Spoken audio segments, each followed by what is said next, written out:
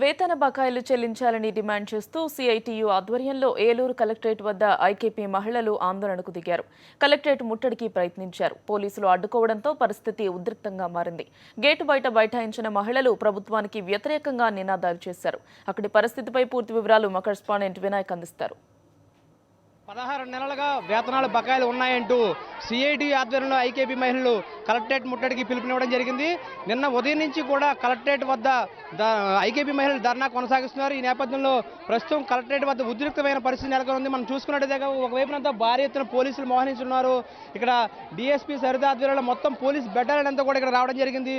మరోవైపున కలెక్టరేట్ లోపలికి వెళ్లేందుకు ఇక్కడ ఐకేపీ మహిళలందరూ కూడా ప్రయత్నం చేస్తున్నారు. కలెక్టరేట్ కార్యాలయం ముందు ధర్నాకు దిగడం జరిగింది.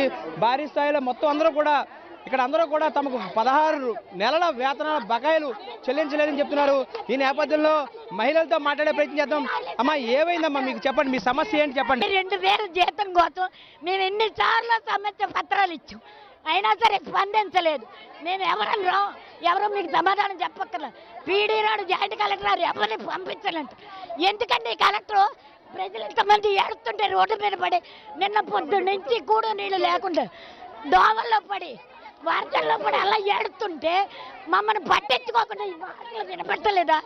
చెవులు చేతం పోర్చుకున్నారా? మీ సమస్య ఏంటి అసలు? మీరు ఎన్ని నెలలు బట్టి మీకు జీతాలు ఇవ్వలేదు? 15 నెలల నుంచి జీతాలు ఇవ్వట్లేదండి. అమలు చేసిన తర్వాత ఆపేశారండి. కిరణ్ కుమార్ రెడ్డిని అడగమని అడుగుతున్నారండి. దిగిపోయిన ఆయన ఎలా ఇస్తాడండి? వచ్చిన ఆయన సమాధానం చెప్పినప్పుడు మమ్మల్ని బయటకు గెంటేమని అంటున్నారండి. లాగేశారండి. మేము కాళ్ళకూరు అక్కడ మోడీ వెళ్తేనండి అందరిని తొక్కేశారండి. వాళ్ళు ఇష్టం వచ్చినట్టు పోలీసులు బయటకు లాగేసేసి గెంటేశారండి. 16 నెలల నుంచి అండి ఇదివరకు ఇలాగే గతంలో సమ్మె చేశామండి. సమ్మె చేస్తే అప్పుడు అన్నారు మీకు జీతాలు ఇస్తామని జీవో పాస్ చేశారండి. ఆ జీవో పాస్ చేసినాక ఇంతవరకు మాకు జీతాలు రాలేదండి. ఇప్పుడు వీళ్ళని అడుగుతుంటే అన్నారు కాంగ్రెస్ ప్రభుత్వాన్ని మీరు ఏం చేశారు, మీరు ఇప్పుడు మమ్మల్ని అడుగుతున్నారు అన్నారండి. మేము అన్నాం మరి ఇప్పుడు ప్రభుత్వం మీదే కదండి అని అంటే అప్పుడేమో సమాఖ్యాంధ్ర గురించి మాకు జీతాలు ఇవ్వలేదండి. తర్వాత ఎలక్షన్ కోడ్ వచ్చింది, మేము జీతాలు ఇవ్వట్లేదు అనేసి అని అన్నారండి. మరి మాకు ఏ సమస్య తీరే వరకు మేము ప్రాణాలను ఇక్కడ వదిలేస్తామండి. అవసరమైన చావడానికైనా సిద్ధమేనండి. మేము 16 నెలలుగా వేతనాలు లేక తాము ఎన్నో ఇబ్బందులు పడుతున్నాము. 2 నెలలుగా తాము చేస్తున్న దేశాలకు కనీసం ప్రభుత్వం స్పందించట్లేదు. తమ గోడు వినిపించుకునే అధికారి ఎవరు లేరని వీరంతా వాపోతున్నారు. వీడియో కుమార్తో కలిసి వినాయకరావు, సాక్షి టీవీ, ఏలూరు, పశ్చిమ గోదావరి జిల్లా నుంచి.